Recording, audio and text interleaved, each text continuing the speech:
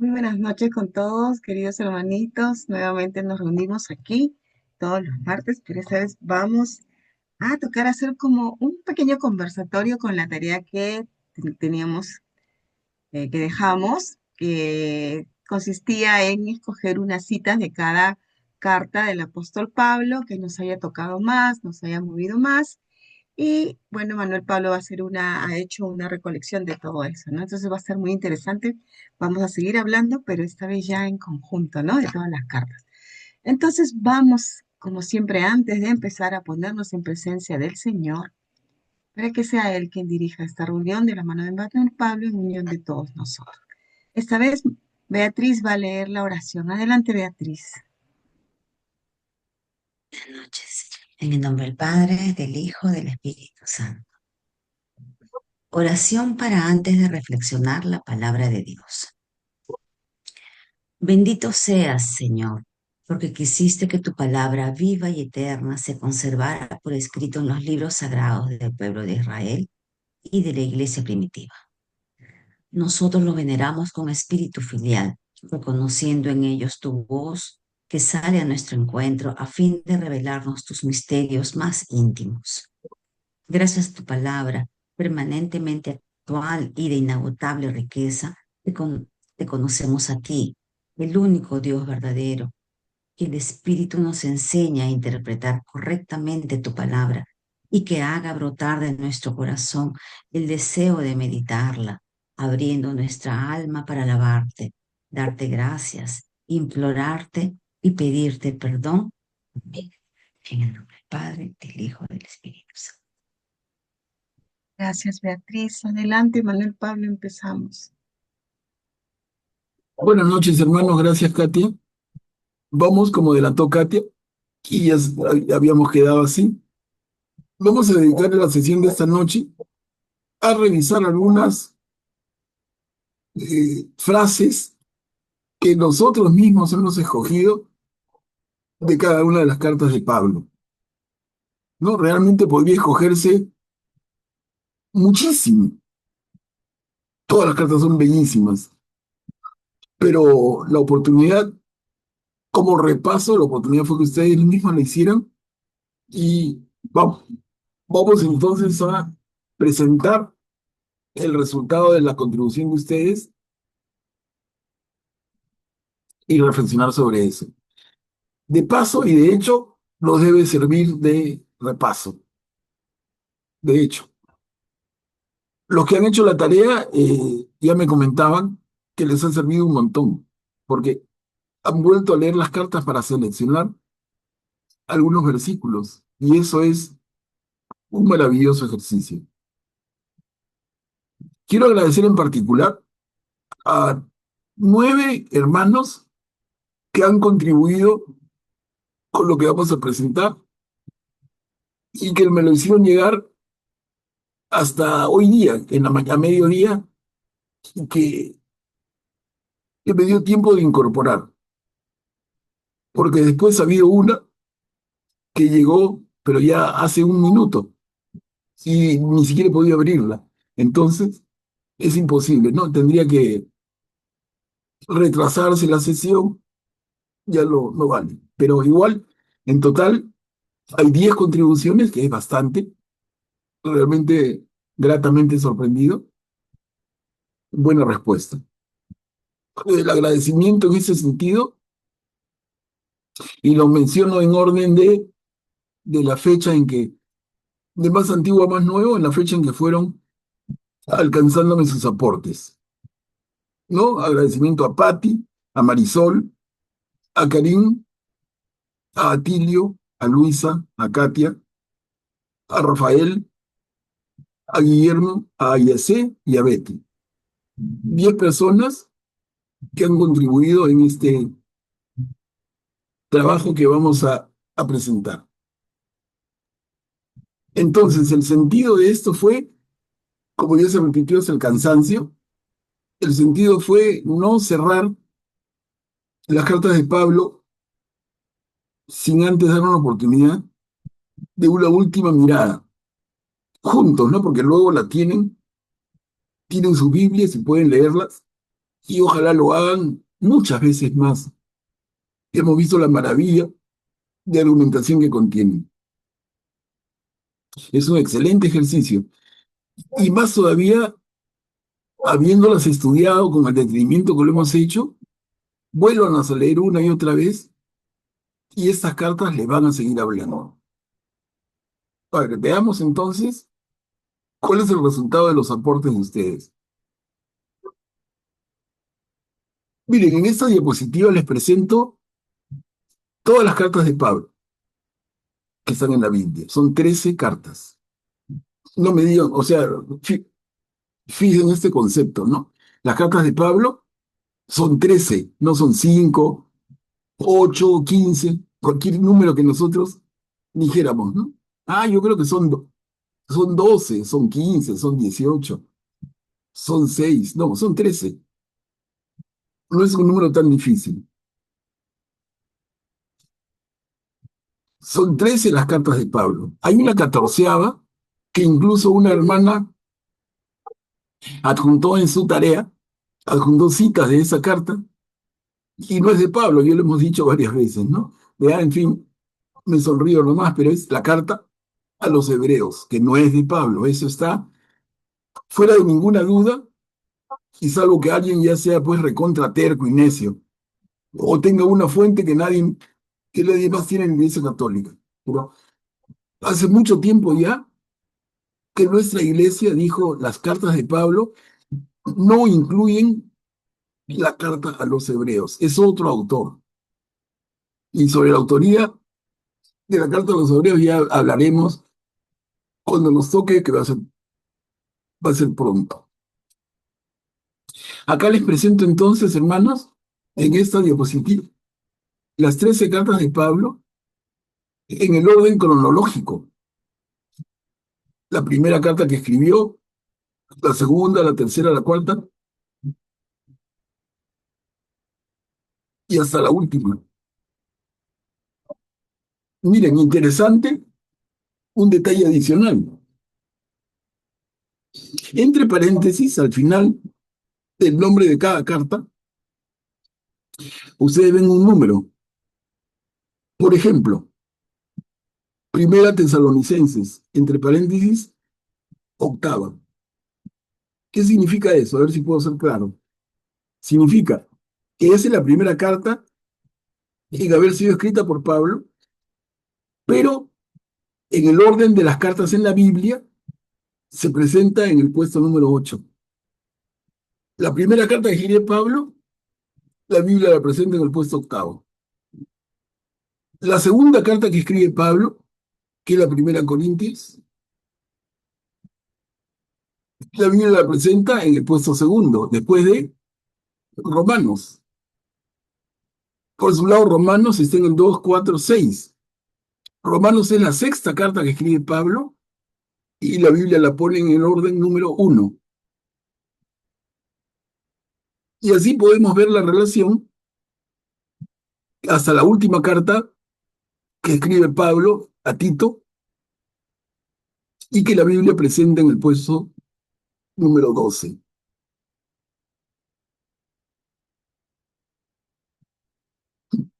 Sobre esto, a mí me parece un dato interesante, pero no sé si tuvieran algún comentario o alguna duda, aprovechemos para hacerla, ¿no?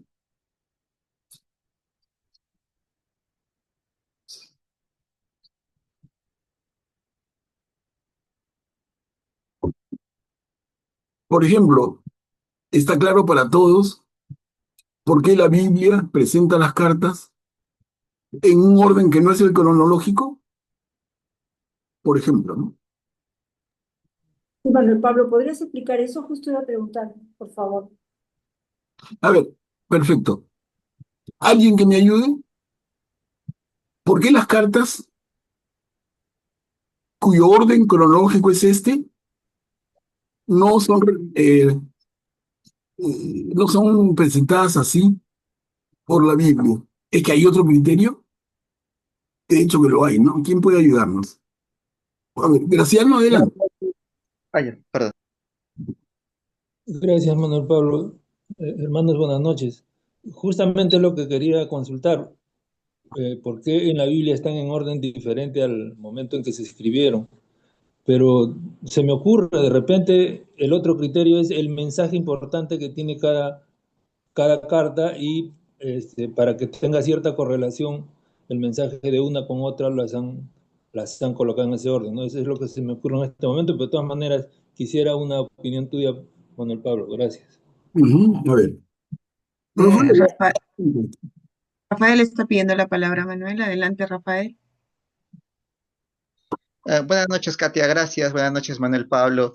Quizá es posible que lo pongan en ese orden de un modo parecido al por qué recomiendan a leer los evangelios primero y después leer el Génesis para adelante. ¿Me dejo entender? no, no. A ver, ¿por qué colocan primero la carta a los romanos? Va la pregunta, ¿no es cierto? Y después las demás, cuando supuestamente la carta a los romanos fue escrita al final, ¿verdad? Entonces, digo, quizá la han colocado así en ese orden, del mismo modo en que nos recomiendan al leer la Biblia, leer primero los evangelios y después leer el Génesis para adelante. No sé si soy claro. Pero yo diría más claro todavía. Los evangelios son cuatro. ¿Acaso el orden en que la Biblia nos presenta los evangelios es el orden en que fueron escritos? No, porque No. la Biblia nos presenta primero al Evangelio según Mateo.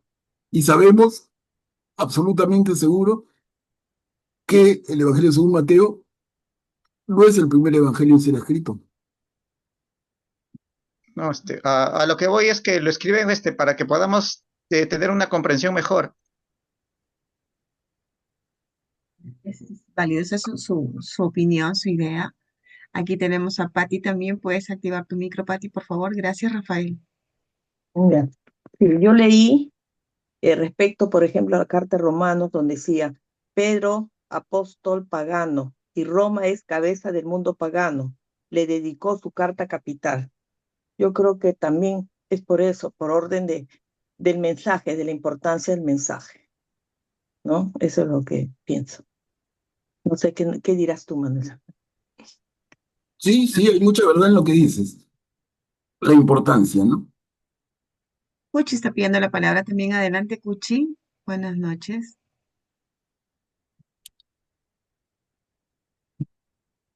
Cuchi, ¿me escuchas? Ay, creo que no puede activar el micro. Perdón, nuevamente, mil disculpas. Antes que nada, he estado atravesando por un proceso viral bastante fuerte, del cual ya estoy saliendo, gracias a Dios. Pero estaba leyendo, antes que nada, disculpas, porque pensaba de que lo que íbamos a tratar hoy día, las frases más representativas personales, lo íbamos a hacer así en diálogo. No sabía que había que mandarlas. Lo siento mucho. Eh, Aquí estaba viendo de que están así en este orden, organizadas principalmente por longitud y destinatario. Primero a iglesias, luego a individuos. Eh, En este orden priorizan la teología y la estructura temática sobre la fecha exacta de esta organización, pero lo que prima aquí es la organización por longitud y destino. No sé, el profesor. ¿Ya? Gracias, gracias, Cuchi. A ver, ¿alguien más? ¿Por qué el orden de las cartas es diferente del cronológico?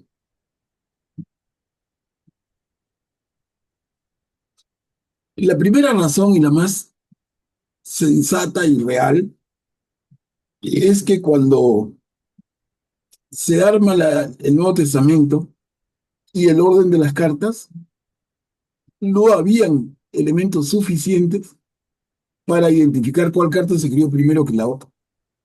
No había elementos. Sí. Tenemos ventaja de estar en el siglo XXI.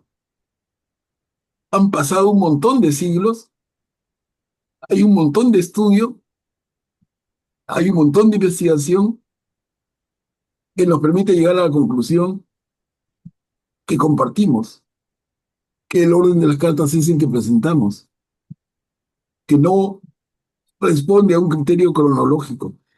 Pero les decía, tampoco los evangelios se,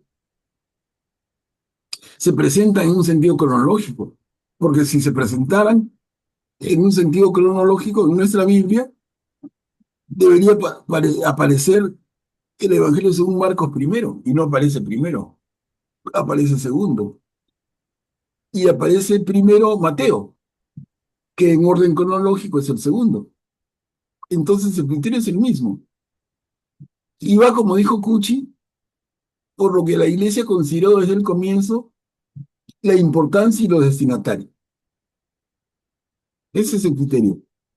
Entonces Romanos, que es la sexta carta en el orden cronológico, la Iglesia en la Biblia la pone primero por la importancia de la carta, por la extensión de la carta y por el público al que se dirige, ¿no? Entonces es el contenido de la carta, es la extensión de la carta que le da la importancia. Les digo, no pasa de eso, no hay que rayarse más, pero sí, simplemente como curiosidad intelectual nuestra, como vamos conociendo más y más nuestra Biblia, tener en cuenta estos elementos. No hace más diferencia, no te va a cambiar el mensaje para nada. ¿Ok? Entonces, a ver, son temas que ustedes, hermanos, pueden seguir investigando, siempre, siempre. Ahora, ¿por qué les he presentado esto primero? Porque quisiera hacer la revisión con ustedes en este orden. O sea, las contribuciones que han hecho, que me han permitido presentar lo que vamos a ver. A continuación, las he ordenado en función de este orden. Entonces, primero vamos a ver Primera de Tesalonicenses, luego Primera de Corintios y así. ¿Qué cosa hice? Que les digo, ha sido un trabajito para mí, pero muy entretenido y muy, muy enriquecedor, porque vamos a compartir una diapositiva por cada carta y todo lo que hemos recogido de sus aportes de cada uno. Los aportes han sido, como ya hemos comentado antes, cuando encargamos la tareita era que por favor cada uno compartiera el versículo que más le había impresionado en cada una de las cartas, ¿no? En la carta tal, en la carta cual, ¿qué versículo te impresionó y te dejó más y mejor impresión? Y en ese sentido, los aportes que han hecho y vamos a presentarlo. Ese ha sido el criterio. Entonces vamos a ver una diapositiva para cada carta, no dos ni tres. Una diapositiva para cada carta y vamos a ir comentándolo.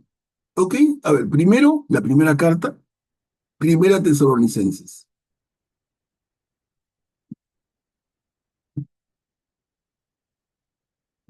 Versículos resaltados. A ver, ¿quién se ofrece para leerlo? ¿Quién puede leer? Yo puedo leer. Adelante, Graciano. Primera carta a los tesalonicenses, capítulo 4, versículos 13 al 18. No quiero que sigan en la ignorancia acerca de los difuntos, para que no estén tristes como los demás que no tienen esperanza. Porque si creemos que Jesús murió y resucitó, de la misma manera Dios llevará con Jesús a los que murieron con él. Esto se lo decimos apoyados en la palabra del Señor. Los que quedemos vivos hasta la venida del Señor no nos adelantaremos a los ya muertos, porque el Señor mismo, al sonar una orden, a la voz del arcángel y al toque de la trompeta divina, bajará del cielo. Entonces resucitarán primero los que murieron en Cristo. Después nosotros, los que quedemos vivos, seremos llevados juntamente con ellos al cielo sobre las nubes, al encuentro del Señor, y así estaremos siempre con el Señor. Gracias, Graciano. A ver, hermanos, ¿algún comentario?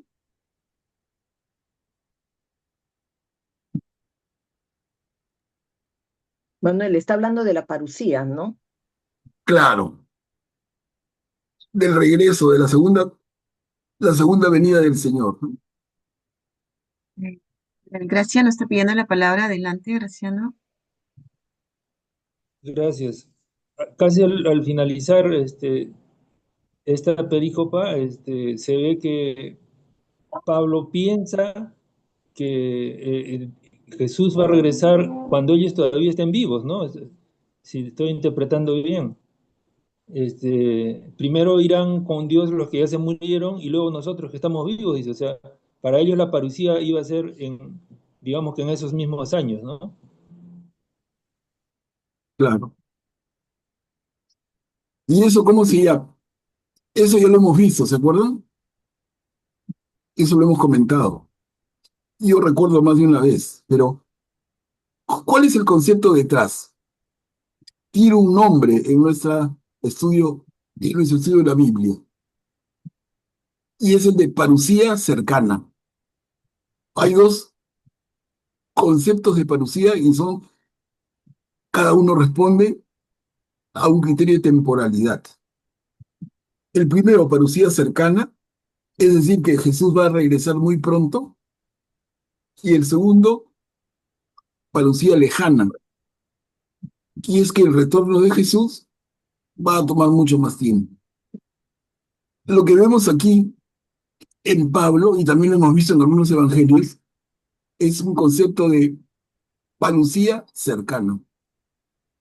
También recuerdan en el evangelio según Juan, cuando precisamente le preguntan a Jesús, ¿cuándo sucederá todo esto? Y Pedro le pregunta si cuando Jesús se refiere a que Juan estará vivo en su retorno, y le pregunta si estarán vivos otros. O sea, está presente el concepto de parucía cercana, igual que acá. Lo ven, ¿no? Ahora, la realidad, ¿a qué nos ha llevado? No se ha dado la parucía cercana, porque hasta ahora han pasado poco más de 2000 años desde la venida de Jesús y no se ha dado la segunda venida. Seguimos esperando e invocamos, ven Señor Jesús, pero no ha venido. Entonces lo que se está dando es una parucía lejana.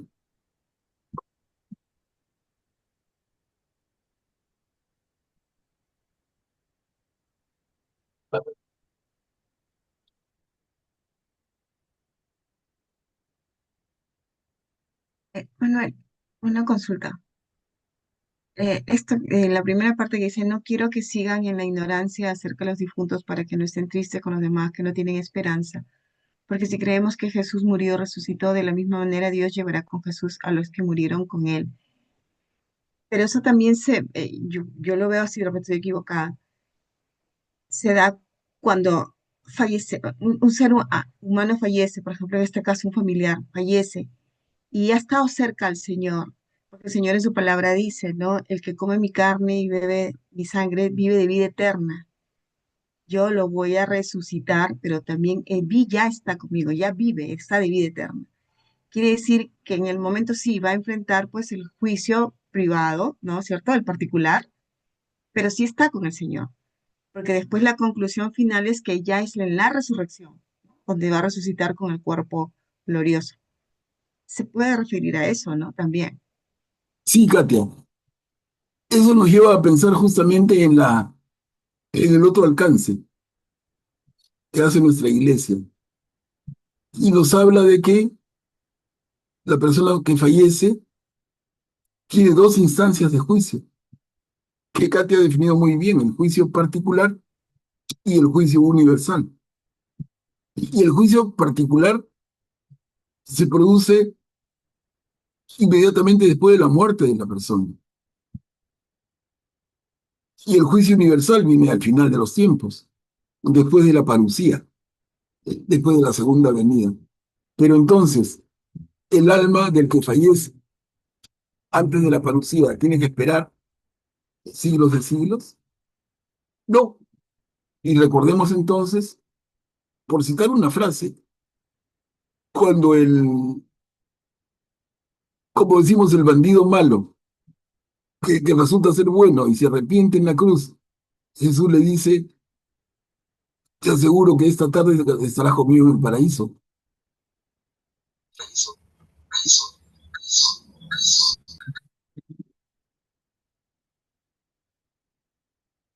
Entonces, no tiene que esperarse los siglos y los siglos para que venga el juicio universal,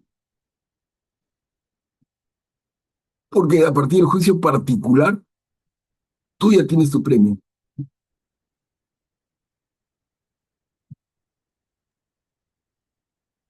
El espíritu está con él, ¿no? Todos los que han fallecido es en el espíritu que están gozando en la presencia del Señor, ¿no? Claro, esa es nuestra fe, ¿no? Esa es nuestra fe. Eso habla acá de la esperanza, ¿no?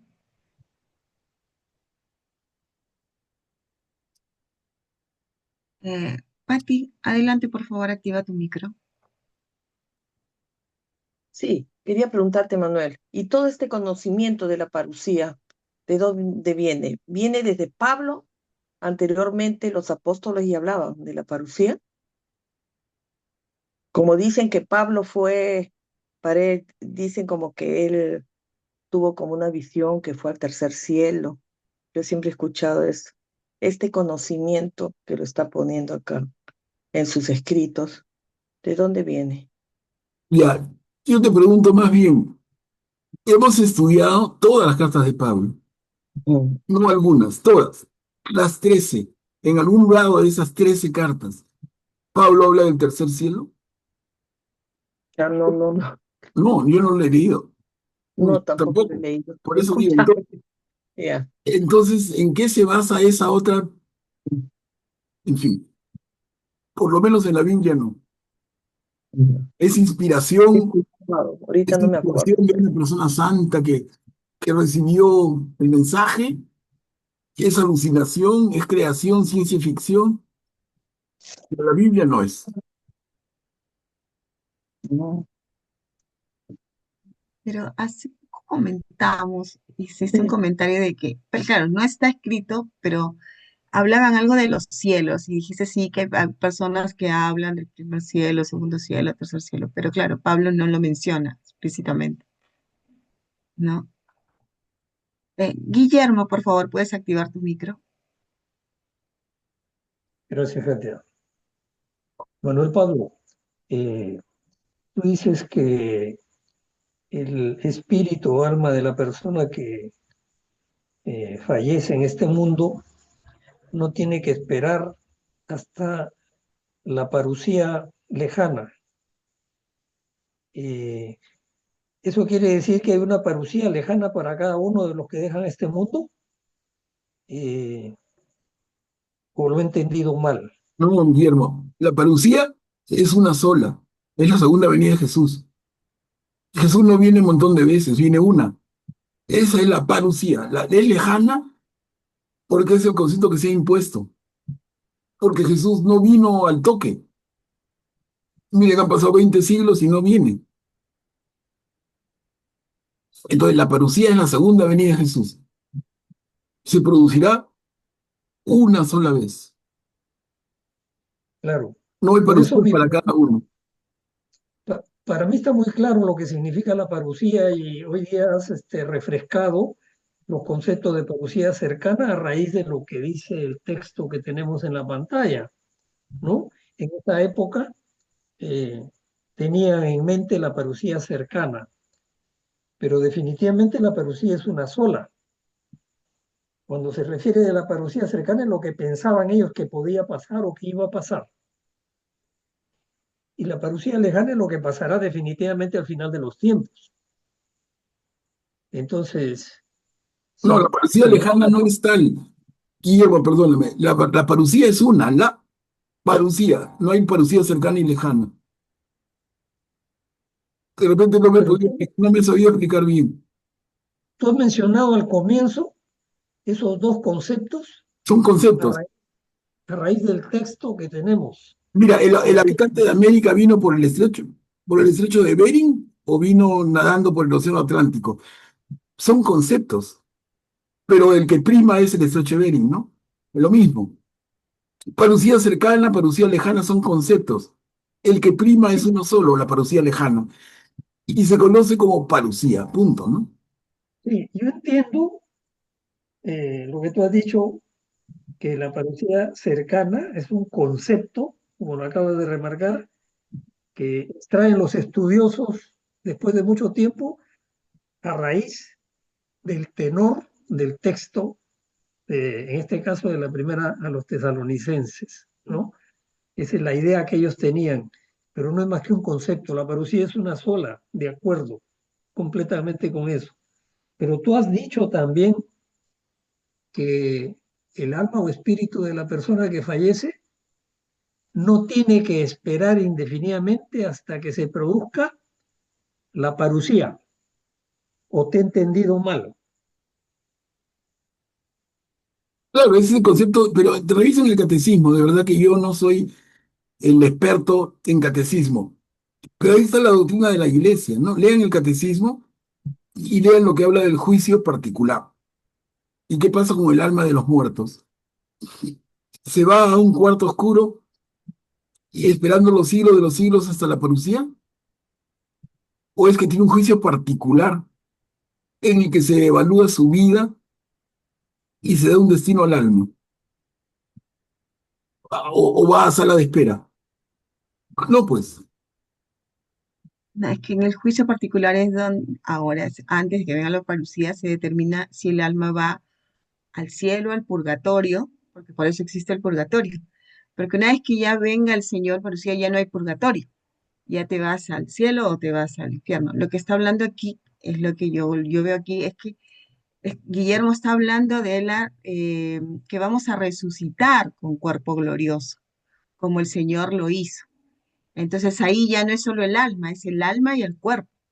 Y ya está, como Jesús cuando resucitó. Por eso es que ellos también, bueno, por eso dice acá, ¿no? Primero resucitarán los que partieron antes y después los que quedamos, si es que estamos acá nosotros los que quedamos, ¿no?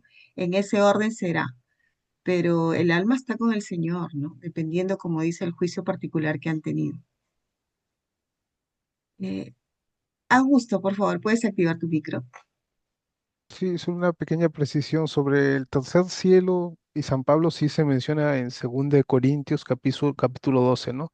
Donde él nos habla de las visiones que tuvo y fue llevado al paraíso, al tercer cielo, y se le dieron conocimientos inefables, aunque de eso no quiere gloriarse él, ¿no? Pero sí lo menciona solo en esa carta, me parece. Sí, bueno, es una mención tangencial, pero de verdad que tiene otro basamiento, ¿no? Son conceptos de la época, conceptos de los judíos de la época.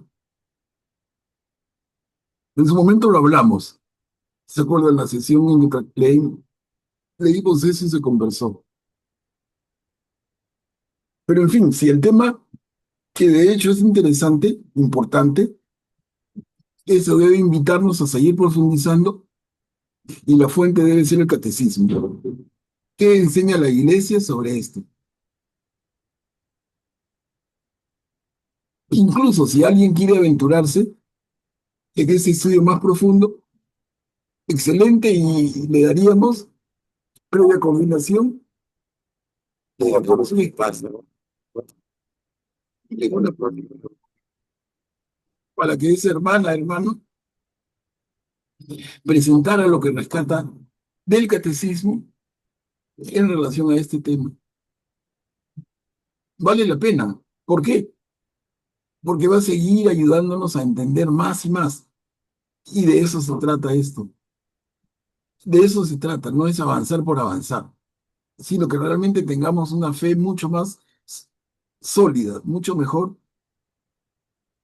formada, sin inventos, sin herejías, ¿no?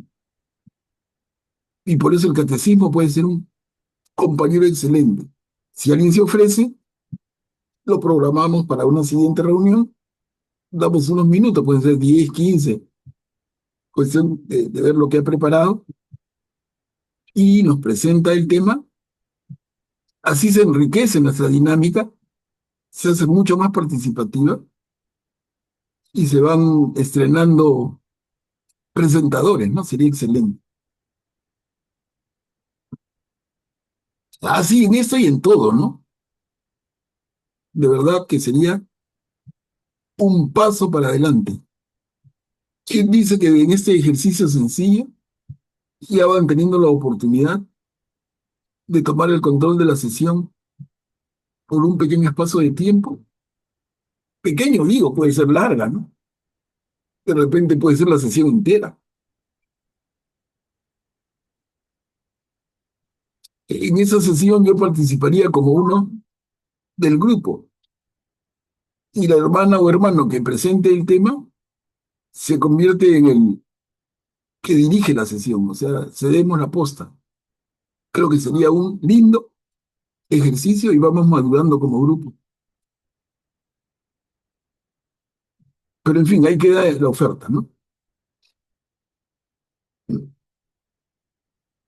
A ver, vamos a avanzar.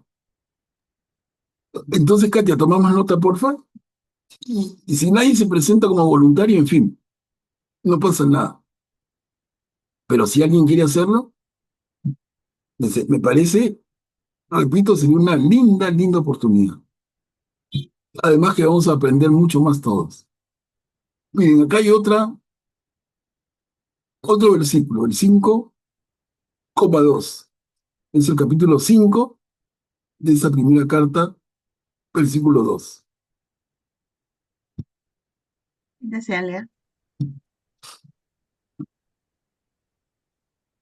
Mm. No veo tu nombre. ¿Cuál es tu nombre, por favor, para poder ponértelo? Sí, Rafael, Ah, dispensa que no está Rafael. escrito. A Ya, ver, adelante. ustedes saben perfectamente que el día del Señor vendrá como un ladrón en plena noche. Gracias. Gracias, Rafa.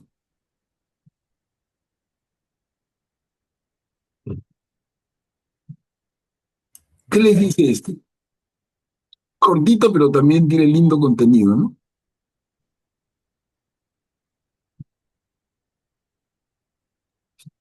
Guillermo, por favor, activa tu micro. Gracias. Hay que estar preparados, como dice tantas veces el Señor Jesús en el Evangelio, ¿no? Y Pablo en las epístolas también.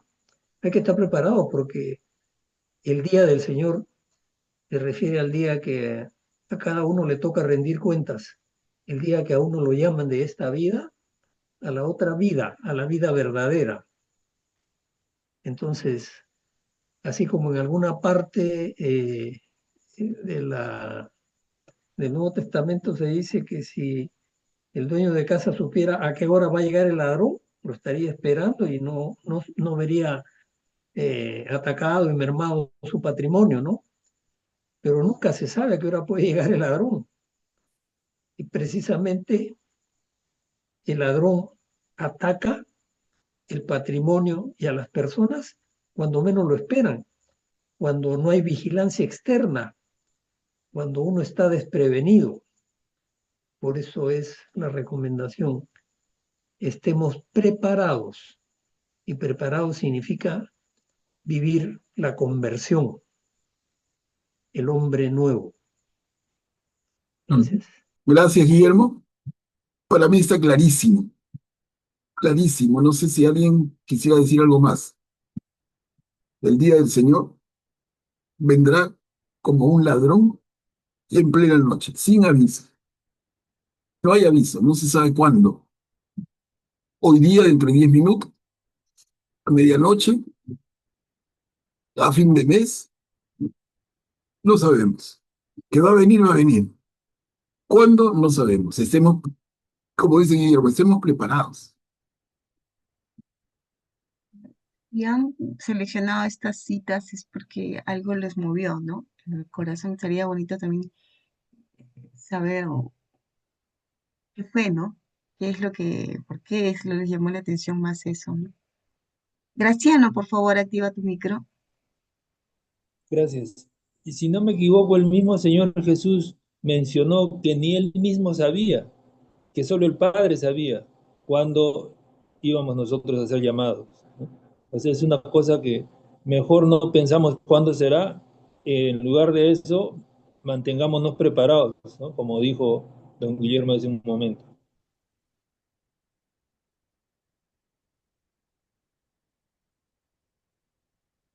Ujú, gracias, Graciano. Estaba también Rafael, creo que también. Sí, eso te iba a Ah, decir ahorita. sí, gracias. También para añadir lo que habían comentado Graciano y Guillermo, es lo que se refiere al estar despiertos para saber cuándo llega el Señor, significa, además de lo que dijo Guillermo, la conversión también significa estar velando, o sea, preocupados por lo que será el mundo del mañana. Velando significa también tener la conciencia en la verdad. No aceptamos llamar al bien mal ni al mal bien. No nos damos la absolución por consentir el mal y acobardarnos frente a la injusticia. Eso es todo, gracias. Gracias, Rafael.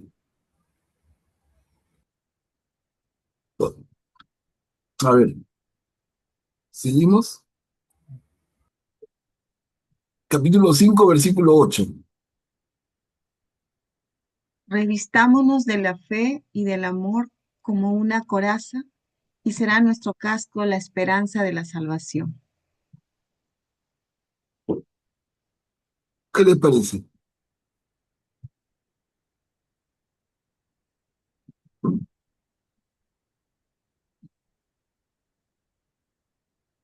Pero para revestirnos de la fe, claro, justo se está enlazando todito, ¿no? Lo que estamos, hay que alimentarnos, ¿no?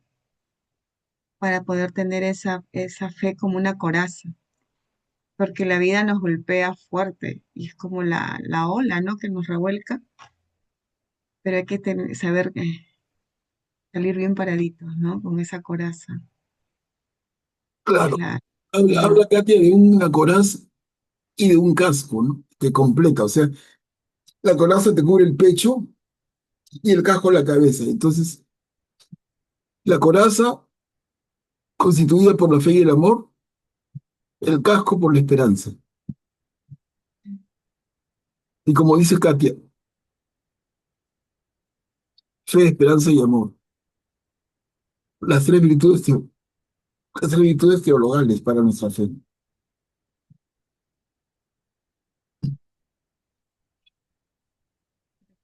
Importante el alimentarnos, ¿no? De eso, si no, tambaleamos. Esas son pequeños versículos de Pablo en la primera carta de los tesalonicenses que ustedes han resaltado. Fuertes mensajes, tremendos mensajes muy positivos. A ver, ¿avanzamos? O sea, eso es lo que hemos coincidido las 9 que te hemos escrito. Sí, Ah, mira. sí. Luego vamos a la segunda carta en ser escrita, que es la primera a los Corintios. ¿Qué cosa hemos rescatado?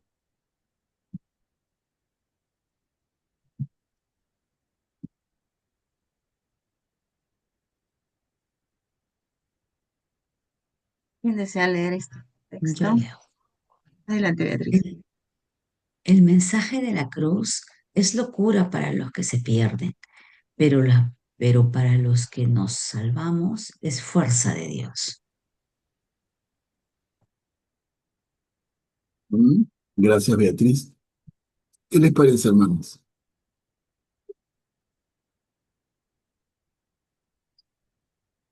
¿Cuál es el mensaje de la cruz? Cruz, Cristo que se presenta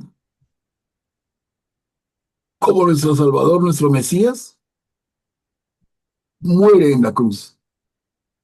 ¿Ese es el mensaje de la cruz?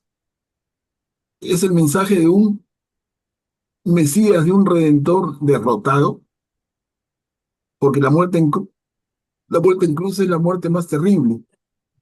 Es el liberador del pueblo. Muere en la cruz. Entonces, en ese sentido, el mensaje de la cruz es locura para los que se pierden, pero para los que nos salvamos, es fuerza de Dios. ¿Cómo entender esto? Creo que queda clarito, ¿no? Adelante, Guillermo, por favor, activa tu micro. Gracias, Katia. El mensaje de la cruz creo que es el ejemplo del extremo amor de Dios por el hombre, que lleva a su propio Hijo a entregar su vida por la salvación de todos. Eso es como yo veo el mensaje de el Señor Jesús en la cruz, con todos los detalles que podamos agregar. Gracias. Graciano, por favor, activa tu micro. Gracias. La cruz es el instrumento con el que Dios venció al mal, para luego resucitar. O sea, el mensaje que nos deja es que para salvarnos tenemos que pasar por algún sufrimiento. Claro, no pasaremos el sufrimiento que pasó él de morir en la cruz, que es un sufrimiento inimaginable, ¿no? Pero la cruz es el instrumento con el cual se venció al mal. Por eso es que para nuestra fe la cruz es muy importante. No representa masoquismo ni nada de eso, ¿no? Es un instrumento justamente con el que se venció al mal. Entonces, para los que nos salvamos y creemos en ese mensaje de que debemos purificarnos a través de algún sufrimiento y luego vamos a tener el premio de la resurrección, ¿no? Que Dios nos ha prometido siempre. Gracias. Adelante, Rafael, puedes activar tu micro. Gracias, si no, primero Cuchi. Gracias de todas maneras. A ver, le cedo a Cuchi. Caballero, Muchísimas adelante. gracias. Qué amable, Rafael. Muchas gracias. Eh, Dios envía a su Hijo y la misión es específica. Dios nos ama tanto y lo envía justamente para nuestra salvación, para sellar este pacto, esta alianza nueva y eterna de salvación para todos nosotros, sus hijos, que es una locura para los que se pierden, por supuesto que sí, es una locura, es un fracaso, en fin, todo lo que hemos visto, como lo ven, pero para nosotros es el culmen de ese amor tan grande que nos tiene Dios y que nos consigue, nos da la salvación a través de nuestro amadísimo Señor Jesucristo.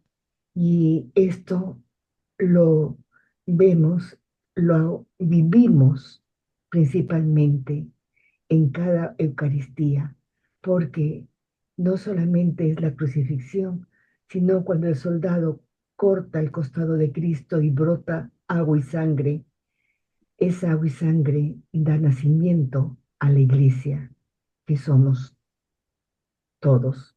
Gracias. Gracias, Cuchi. Rafael, puedes activar tu micro, por favor. Sí, gracias, Katia.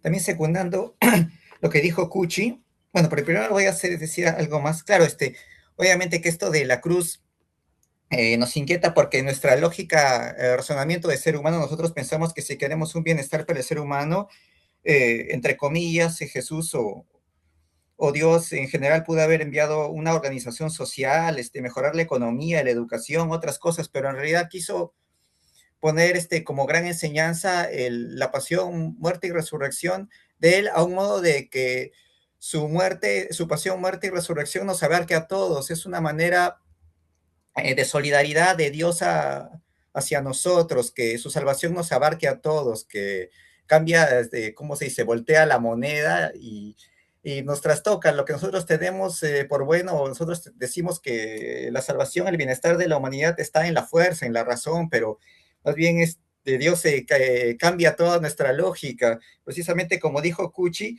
precisamente de su sangre, mejor dicho, de su costado abierto, además de que nacemos, somos reengendrados de nuevo en su amor. Eso es lo bonito, de ser reengendrados en su amor, una actitud solidaria de Jesús hacia nosotros, de morir en la cruz. Desde ahí cambia la lógica de volver a surgir una nueva humanidad desde ahí. Gracias. Gracias, Rafael. Patti, ¿puedes activar tu micro, por favor? Sí. Bueno, añadiendo todo lo que han dicho los hermanitos, claro, el mensaje de la cruz sí es una locura para toda esa gente que no es espiritual, ¿no? En todo caso, el mensaje de la cruz se tiene que ver desde los ojos del amor, ¿no? Llevar a ese nivel, ¿no? Espiritual, ¿no? Para poder entender realmente que Él murió por el gran amor a nosotros y por podernos salvar. Eso no lo entienden y no lo entendieron los, los, los de Sanedrín, para que ellos no entendieron a Jesús, porque ellos estaban apegados. Sabemos que ellos estaban esperando ese Mesías para que los liberen y no entendían el mensaje de Dios. Ahora seguimos lo mismo, porque no todos somos cristianos. A veces uno conversa con gente que no es muy, digamos que no es creyente, y cuando uno habla de milagros o cositas que a uno le pasa, a uno no le cree, le dice, a ver, ¿qué estás hablando? No, no, eso es tu imaginación. O sea, hay que verlo con otros ojos, ¿no? No todas las personas pueden llegar a ese nivel, ¿no? Espiritual. Eso es lo que creo, ¿no? Gracias. Augusto, por favor, puedes activar tu micro. Para aquellos que no tienen fe, la cruz es simplemente fue para ellos significa que este rabí judío falleció, fue crucificado y falló en su misión, ¿no? De reformar el judaísmo. Para ellos es eso nomás, ¿no? Para los que tenemos fe, la cruz es mucho más que eso, ¿no? Es un instrumento que el demonio, los romanos y la casta sacerdotal de los judíos de la época planearon para destrucción, para acabar con algo. Dios lo transformó en un instrumento de redención. Y la cruz siempre tiene que estar asociada con la resurrección, ¿no? Que es la base de nuestra fe, ¿no? Porque si se hubiera quedado todo en la cruz, tendríamos muy poco. La cruz lleva a la resurrección, ¿no? Y a partir de la resurrección lleva a la redención. Y en esa redención es donde ponemos nuestra esperanza, ¿no? Entonces, el mensaje de la cruz es que a pesar de todos los sufrimientos, Dios puede sacar algo bueno. Incluso de lo malo que pasa, Dios puede sacar algo bueno, ¿no? Manuel Pablo aquí en el chat dice, el mensaje de la cruz es vencer la muerte y el pecado por el amor incalculable e incondicional hacia la humanidad. Ujú. No, excelente. Excelentes aportes. Entonces, yo en el intento de un resumen diría, tenemos que tener claro nosotros, para que podamos transmitirlo así a otros, ese tema del mensaje de la cruz, que para Pablo es importante. Es que el mensaje de la cruz es un mensaje de derrota, o más bien el mensaje de la cruz es un mensaje de triunfo. Ese es el tema, creo, medular. Para un pagano, para un no creyente, para un confundido, el mensaje de la cruz transmite derrota. Imagínate tu gran líder, tu gran líder muere de la manera más triste y la manera menos digna. Pero para el verdadero creyente, El mensaje de la cruz es un mensaje de triunfo. Y por eso decimos con Pablo, la cruz es el trono de Jesús. Jesús es el rey. ¿Y cuál es su trono? Rey, enséñame tu trono. Y entonces su trono es la cruz. Y cuando nosotros tenemos una cruz con nosotros, esa cruz nos hace recordar cada vez que la miramos a Jesús en su trono, a Jesús vencedor, no a Jesús derrotado.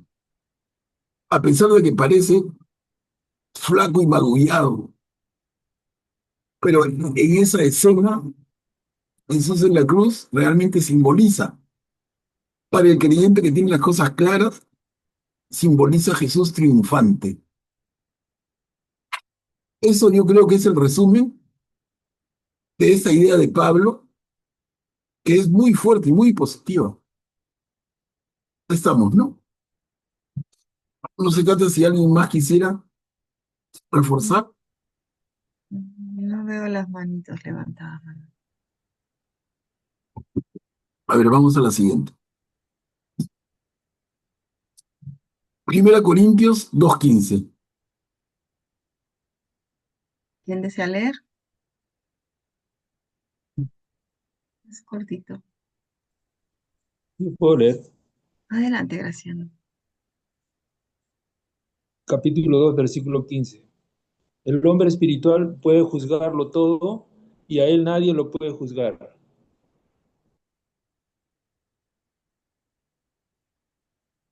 ¿Comentarios?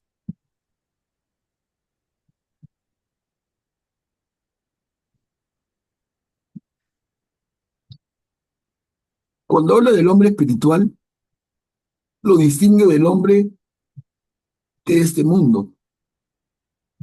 Porque si no, ¿qué sentido tiene añadir el hombre? Como que hay hombres espirituales y hombres corpóreos, hombres del mundo, y está distinguiéndolos, ¿no? Graciano, por favor, puedes activar tu micro. Gracias. A mí me parece que el hombre espiritual como que tiene las cosas más claras, ¿no? Y además tiene el apoyo de Dios. Por eso dice que nadie lo puede juzgar porque tiene la gracia de Dios de su lado, ¿no? Gracias. Pati, por favor, puedes activar tu micro. Porque el espiritual tiene como dice la ayuda de Dios, la sabiduría de Dios, explica la sabiduría de Dios, no la sabiduría de los hombres. Entonces, por ahí, lógico, ¿no? Nadie le puede juzgar, porque la sabiduría de Dios es perfecta. Eso nada más quería precisar. Gracias. Pero, Manuel, una pregunta, ¿pero qué cosa puede juzgar? Se supone que nosotros no podemos juzgar porque el único que juzga es Dios, no nosotros. Entonces, claro, acá estoy hablando de el hombre espiritual, pero ¿qué es? Juzgar los actos, ¿no? Creo que eso ya lo hemos tocado en esa época, las acciones, ¿no? Más no la persona. Pero ¿por qué a él nadie lo puede juzgar? ¿Se Porque de eso se acuerdan? encarga Dios. Claro, ¿se acuerdan cuando vimos en el Evangelio según Juan, cuando Juan dice, ustedes están en el mundo, pero no son del mundo? Por ahí va, ¿no? Nosotros estamos en el mundo, pero no somos del mundo. ¿Qué significa eso? Que somos mujeres y hombres espirituales. Estamos en el mundo en la medida en que tenemos un cuerpo físico durante esa estancia en la tierra. Pero nuestra naturaleza es sobre todo espiritual. Por eso lo que juzga es solamente las cosas espirituales, o sea, las acciones, las consecuencias, no a la persona, ¿no? Claro. Atilio, por favor, activa tu micro. Sí, buenas noches. Eh, Cristo dijo, Jesús dijo, no juzgues para no ser juzgados. Y hoy es, o ayer creo que fue el Evangelio, con la misma medida que ustedes midan serán medidos. ¿Eso no se contrapone un poco con esto? A ver qué piensan entonces. Cuchi, por favor, activa tu micro. Y literal, como que estamos teniendo licencia para convertirnos en jueces de todo. Y es eso lo que quiere decir. A ver, vamos viendo. ¿Puedo? Sí, adelante, Cuchi. Aquí tengo que juzgar, no es condenar. El hombre espiritual, justamente al estar lleno de la sabiduría divina del Espíritu Santo, juzga, sí, las acciones, los actos, pero no condena. Eso no está. Y creo que está bien claro. Lo que está mal, como siempre nos enseña el profesor Manuel Pablo, corregir, que es la corrección fraterna, en fin, pero no condenar nunca, nunca. Gracias. Claro, no podemos condenar, no somos, y no somos Dios. Pati, por favor, activa tu micro. Yo me pregunto, ¿no se referirá también al discernimiento que nos ayude el Espíritu Santo, ¿no? Para poder actuar como Dios quiere, de acuerdo a la voluntad del Señor? Podría ser. Gracias. Claro, es eso más para ti. Para mí, y no hay que tomar tan literalmente la palabra como está en esta traducción, que también habría que revisar otras traducciones quizá más precisas, más literales, porque finalmente el juez es solamente Dios. Nosotros no somos jueces. ¿A qué se refiere entonces? Yo estoy con Patricia, ¿no? El discernimiento, el separar lo bueno de lo malo y elegir tu propio camino en el bien. No es para juzgar en el sentido literal a otros y condenarlos de ninguna manera.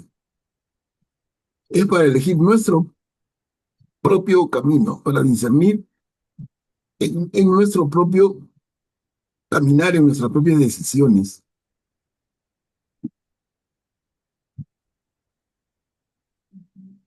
A ver, acá también tengo en el chat participaciones. A ver, es quien goza de entendimiento, discernimiento del bien y el mal, y además tiene capacidad para amar y ser feliz.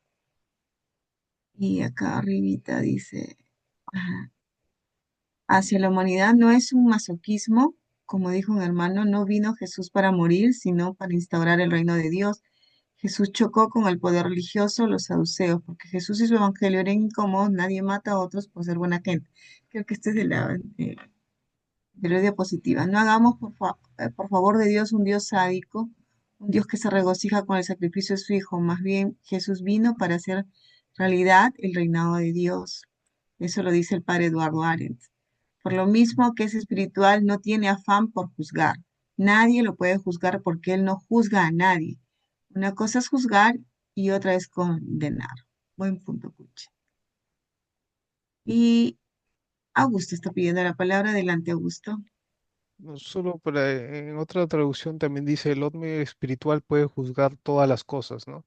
Y creo que se refiere a eso. Aquí no dice puede juzgarlo a todos, ¿no? Sino dice puede juzgarlo todo y se refiere a todas las cosas, ¿no? Como dicen, discernimiento para ver qué cosa conviene y qué cosa no, ¿no? Y que a él nadie lo puede juzgar porque el único que debe juzgar es Dios, ¿no? Es el único que conoce el corazón verdaderamente el corazón del hombre. Muy claro, muy claro y redondea bien entonces las opiniones que hemos ido dando. A ver, avanzamos un poquito. Primera Corintios 3, 6 y 7.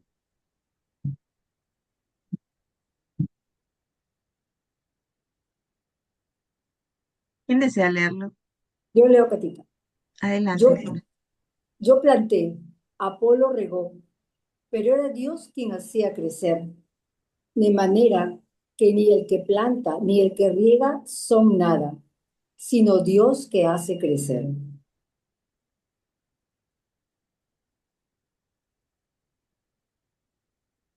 ¿Qué les parece? Yo, Pablo, planté, Apolo regó, pero era Dios quien hacía crecer. Graciano, por favor, puedes activar tu micro. Gracias. Esta es otra de las frases donde se demuestra la tremenda humildad de Pablo, ¿no? A pesar del trabajo que él ha hecho, él dice que es nada. O sea, él se considera nada en relación a Dios, claro, sabemos que Dios es lo máximo, pero él en una demostración pues máxima de humildad dice que él no es nada, incluso tenía claro que lo podían matar por predicar la palabra de Dios, pero aún así él se considera nada. Es una humildad increíble, gracias. Claro. De acuerdo, Graciano, esta afirmación de Pablo refleja su humildad. Él es parte de un esfuerzo, él contribuye con su parte, él planta, su colega Apolo riega, pero como parte de un proceso de salvación dirigido nada menos que por Dios mismo, quien hace crecer. Mati, por favor, activa tu micro. También creo que es una crítica por los grupitos seguramente que observaban, ¿no? Algunos decían que eran y lo que actualmente pasa a veces, ¿no? Y como que, digamos, los grupos a veces se separan, ¿no? Y pierden la brújula, ¿no? Porque al final estamos trabajando para el reino de Dios, solamente Dios es el que va a hacer crecer. Entonces creo que también, ¿no? Porque, como, como decían, pues claro, la humildad es importante. Si no hay humildad, no se puede hacer que una comunidad ande bonito, sino que comienzan los protagonismos y comienza a caminar y se divide, que eso es lo que no se quiere, ¿no? Ok, gracias. Gracias, Pati. Claro, y Pati nos hace pensar en algo muy actual. Esto en nuestras comunidades de iglesia actuales. Yo tengo un rol, tú tienes otro rol, pero el que tiene un rol determinado, como que se jura lo máximo. Oye, tú estás sirviendo a Jesús. Somos instrumentos de Jesús. El, ese lindo cristiano de hace muchos siglos, que fue Francisco de Asís, recordamos cómo oraba. Señor, hazme un instrumento de tu paz. Señor, hazme un instrumento para plantar, para regar, ¿para qué? Tú sabrás en qué te puedo servir mejor. Pero quiero solamente ser un instrumento, servirte, porque tú eres el sentido. Los demás solamente contribuimos.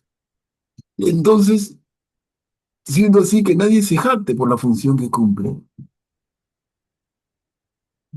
Como dijeron, ¿no? Humildad. Humildad cristiana. Humildad auténtica. Humildad del corazón.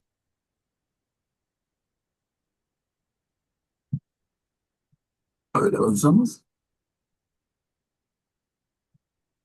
Primera Corintios 3:16. ¿Quién desea leerlo? Lo leo yo.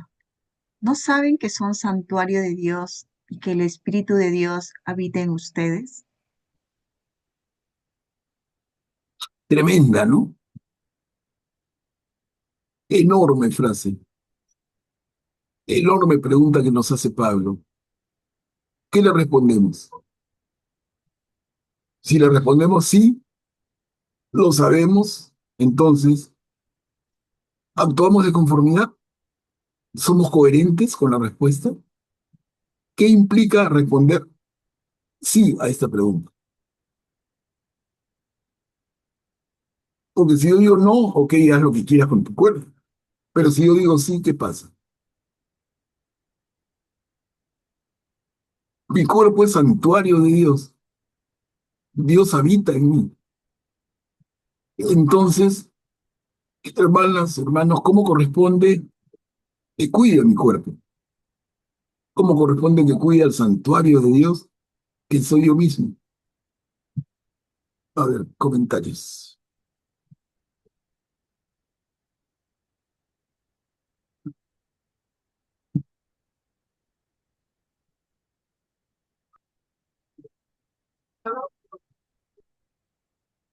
¿Quién quiere? Graciano, pero escucho un micro también activo, no veo cuál es activo. A ver, ok, tenemos dos manitos. Graciano, por favor, activa tu micro y luego Julia. Gracias. Bueno, es una pregunta que nos cuestiona, ¿no? Y claro, como dice Manuel Pablo, nuestra respuesta sería sí. Somos santuario de Dios, pero hay que tener cuidado también de que tenemos que actuar de acuerdo a eso, estar a la altura, ¿no? Si no, lo vamos a defraudar más a Dios, como siempre hemos dicho acá, a cada uno se le va a juzgar de acuerdo a lo que ha recibido, a la enseñanza que ha recibido. Si has tenido la opción de enterarte, de leer, tienes que portarte mejor, ¿no? Tenía otra idea más que comentar, pero se me ha ido, disculpen, gracias.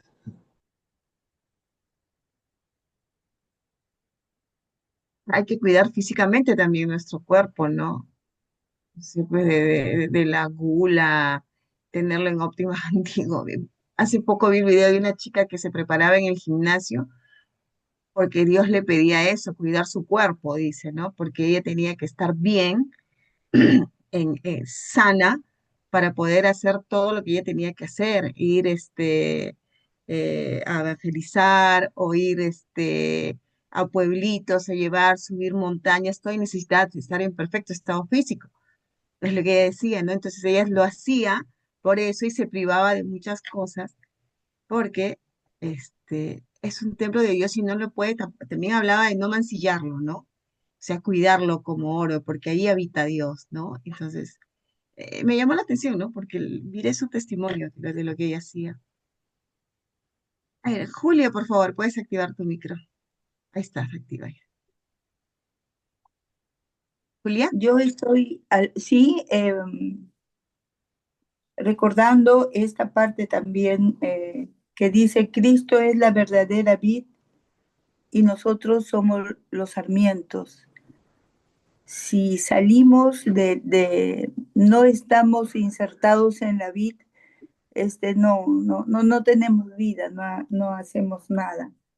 Y bueno, eso nos invita a pensar que al ser el templo de Dios, la Santísima Trinidad habita en nuestras almas y procurar un trato personal, un trato directo con Dios, ¿no? Para buscar dentro de nosotros, de nuestras almas, esa purificación que necesitamos, ¿no?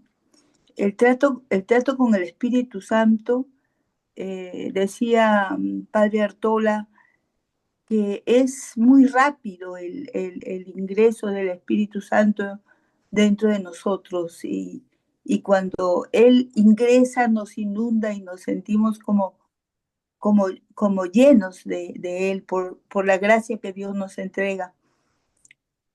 Y bueno, yo me imagino que ser templo de Dios y teniendo el Espíritu Santo en nosotros, es procurar siempre estar preparados para ello, ¿no? No preparados en el sentido, a veces pensamos ir a misa, asistir a la iglesia, y con los compromisos que tenemos. Yo pienso que es más un compromiso interno, por decir diario, pero no es así diario, sino más bien más intenso, más grande, porque pensar en las gracias de Dios que ganamos, eso es inmenso, inmensamente grande. Vale todo el esfuerzo de tener el Espíritu Santo y guardar ese templo bien cubierto por nosotros mismos, ¿no? Gracias. Gracias, Julia. Patti, por favor, ¿puedes activar tu micro? Sí, esto pienso yo que se refiere a que debemos cuidar nuestro cuerpo.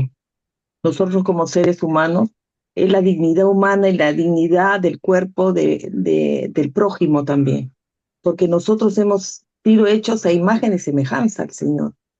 No somos como los animales, a nosotros nos ha puesto toda su creación para que nosotros lo podamos administrar. Y el Señor nos ha devuelto la dignidad de hijos de Dios. Entonces en eso va con las prácticas que a veces hacen en el cuerpo, pues los tatuajes, se refiere también al aborto, todas esas cosas pienso que puede ser cosas que realmente no se puede hacer, porque ese es el templo de Dios y lo debemos cuidar. Por ejemplo, por ejemplo, en Francia, dentro de su constitución está que el derecho de las mujeres para el aborto, porque dice que es su cuerpo, ¿no? Entonces yo creo que contraviene lo que se dice bien, lo que dice acá, ¿no? Este es el templo de Dios. Dios nos ha hecho de una manera y nos ha devuelto la dignidad, ¿no? De ser hijo de Dios. Hay que cuidarlo. Graciano, por favor, activa tu micro. Gracias, disculpen que insista nuevamente. Esta frase también me parece bastante esperanzadora, ¿no? Porque entonces nosotros tenemos a Dios dentro de nosotros, ya no tenemos que buscarlo en otro lado, no tenemos que buscarlo en el mundo exterior, ya lo tenemos, hemos nacido con Él. Si uno nace con facilidades materiales o sin facilidades materiales, no importa, Dios está dentro de nosotros. Si uno nace sin un pie, con alguna deficiencia, con alguna minusvalía, tampoco importa, porque Dios está entre nosotros. Y entonces tenemos que buscarlo dentro de nosotros. Todas nuestras decisiones deben nacer de nuestro corazón, porque Dios está ahí, ¿verdad? Van a nacer favorecidas por Dios. Entonces, desde ese punto de vista, yo creo que es una tremenda esperanza para todos. Nunca debemos sentirnos solos entonces, ni que Dios nos abandona. ¿Cómo nos va a abandonar si está dentro de nosotros, ¿no? Yo creo que eso deberíamos tenerlo claro. Gracias. Esperanza, ¿no? Y aparte, Graciano, me has hecho acordar lo que dice San Agustín, ¿no? Te buscaba afuera, pero estabas dentro de él, ¿no? Guillermo, ahora sí, Guillermo, activa tu micro. Gracias, Gete. Cuando nosotros vamos a la parroquia, el templo, la casa de Dios, normalmente entramos y hacemos una venia de respeto y adoración a Dios que está en el Santísimo Sacramento dentro del sagrario. Y ese respeto y esa oración, porque tenemos la conciencia de que ahí está Dios presente, porque su palabra es válida. Yo estaré con ustedes hasta el fin de los tiempos, a través de la Eucaristía y a través del Espíritu Santo. Esa misma actitud de respeto por el templo físico y por el sagrario y por lo que está dentro del sagrario, que es el Señor Jesús, Eucaristía, es lo que debemos tener respecto de nuestro propio cuerpo. Esa es la mejor alegoría que puedo imaginarme para entender este versículo. Gracias. Gracias a todos. Realmente, le vuelvo a comentar, para mí es un placer gigante escucharlos. Me parece lindo lo que comentan, Gracias, Manuel Pablo. muy lindo. Y nos alimenta a todos. Es un alimento para todos. O sea, este repaso, miren, finalmente el repaso es una excusa para que digan cosas tan lindas como las que están diciendo. Acá hay otra, 4:20. Primera Corintios 4:20. ¿Quién desea leer? Vamos, anímense. A ver, Rafael, adelante. Porque el reino de Dios no es de palabras, sino de obras.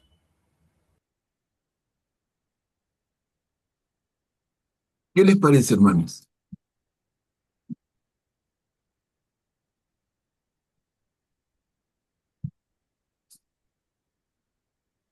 Graciano, activa tu micro, por favor. Gracias. Esto choca directamente con los que dicen que basta la fe y las obras no son necesarias. Acá le pone en primer punto las obras, no lo que podemos decir o predicar, ¿no? Sino lo que hacemos. Por sus frutos los conoceréis, ¿no? Gracias. Claro, es exacto. Es exacto, Graciano. Me Que no recuerda la lectura de ¿no? se van a palabrería, ¿no? Obras, antes que solo palabras.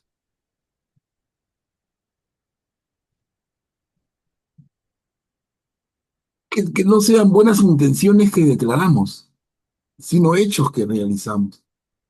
Finalmente es nuestra conducta.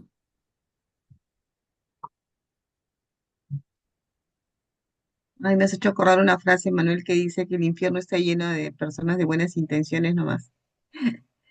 Que no hicieron, todo quedó ahí en palabras, pero no lo concretaron, ¿no? Y hoy día en la primera lectura de Isaías dice, pues, ¿no? El Señor dice, ¿no? Que uno ayude a la viuda, al huérfano y todo, y así, ahora sí ven a mí y hablemos, ¿no?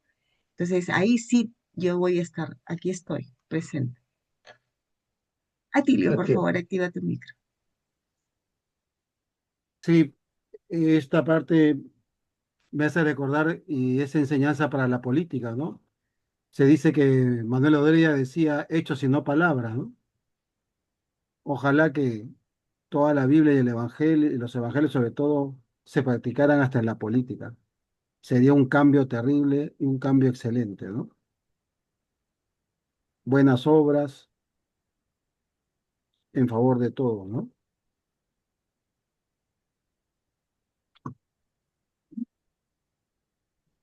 A ver, Rafael, por favor, puedes activar tu micro.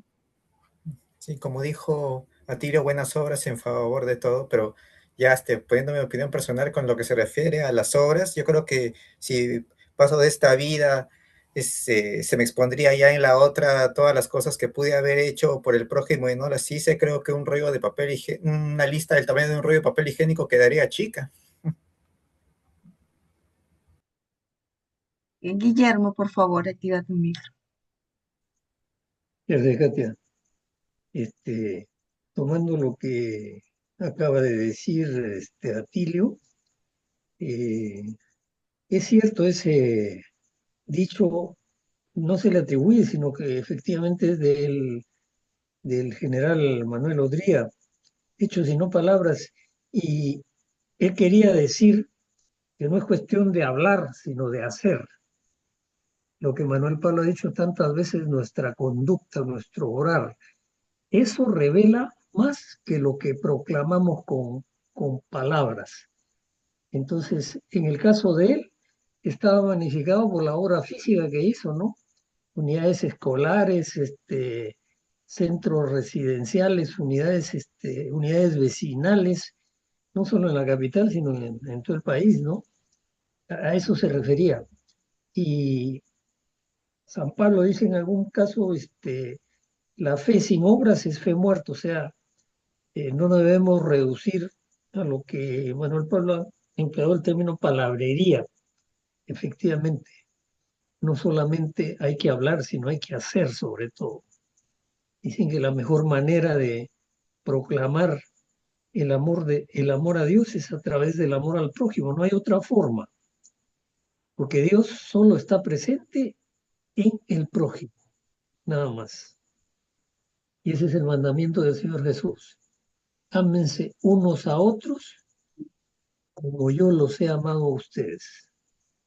En esto conocerán que son mis discípulos. Gracias. Gracias, Guillermo. Julia, por favor, activa tu micro. Digo que nuestro Señor Jesucristo nos dio una enseñanza muy grande, ¿no? Ya sin nombre, porque Él vino a servirnos. Y el servicio más grande es su resurrección. Entregó hasta la última gota de su sangre para que tengamos el camino al reino.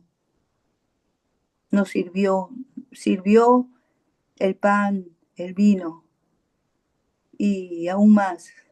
Se inclinó a sus apóstoles y le lavó los pies con tanta humildad. Eso tiene un gran significado. Servir sin que nos sintamos como que empoderados.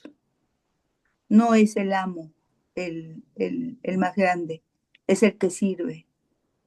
Y a eso hemos venido a imitarlo, a hacer lo que Él hace. Eso quería decirles. Gracias, Julia. Luisa, por favor, activa tu micro. El que dijo que la fe sin obras es una fe muerta era Santiago. Creo que hubo una especie de controversia justo con Pablo, porque hay una parte que dice Pablo que no hay necesidad de obras. No me acuerdo qué parte es. Y entonces esa es la parte que se agarran los hermanos separados. En cambio, nosotros hacemos nuestra, la de Santiago 2:26, una fe sin obras es una fe muerta, ¿no? No me acuerdo dónde está la otra parte donde Pablo habla un poquito de que no son tan necesarias las obras. Sí, No estoy equivocada. sí, Luisa. Lo vamos a ver en la carta a los Gálatas y en la carta a los Romanos, en este resumen también, sí. Pati, por favor, activa tu micro. Lo que pasa que justamente yo había identificado ese versículo en Santiago, que es el 2, 18 y 19, donde dice, uno dirá, tú tienes fe, yo tengo obras. Muéstrame tu fe sin obras y yo te mostraré por las obras mi fe. ¿Tú crees que existe Dios? Muy bien. También los demonios creen y tiemblan de miedo. Eso quería decir. Gracias. Ujú. Sí, vamos a ver eso en la próxima. Gálatas y Romanos. Y va a haber oportunidad de ampliar ese concepto. En total, al final, fe o obras, o ambas, ¿no? Mira, y sin querer, me da pena cortarlo, pero son ya 9:40. 9:40. Entonces yo creo que, por respeto al tiempo, hay que parar acá. Yo marco 4:20, que es hasta donde hemos llegado hoy día. Y en la próxima, el próximo martes, continuamos con este largo trabajo. Yo calculo mal, ¿no? Yo dije, esto que han preparado, 13 cartas, lo reduje a una diapositiva por carta, dije yo. tantos minutos por diapositiva la hacemos, pero nada que ver. Estamos recién comenzando. Dos Pero, cartas. pero bueno, ¿no? Porque de verdad es lo que estamos disfrutándolo todos. Nos hace repensar a Pablo y como resumen, como énfasis, como a ver qué es lo que nos está diciendo. No, y lo bueno es que como tú dices, que para eso fue la tarea identificar a qué carta pertenece. Ya hemos visto Tesalonicenses de qué de qué más está hablando, y acá los Corintios también, ¿no? Que estamos entrando ya de a poquitos. Entonces, ya queda un poquito más claro, ¿no? Claro en el sentido de identificar de dónde es esta cita, ¿no? De esto, ¿no? Pero es bonito ejercicio que nos mandaste a hacer, Manuel Pablo. No, buenazo, ¿no? Ujú. Para que no sea pasar por agua tibia, ¿no? Sino fijar conceptos. Y Buenazo. estábamos hablando de parucía y todo eso, ¿no? Bueno, entonces, Katia, quedamos aquí. Sí.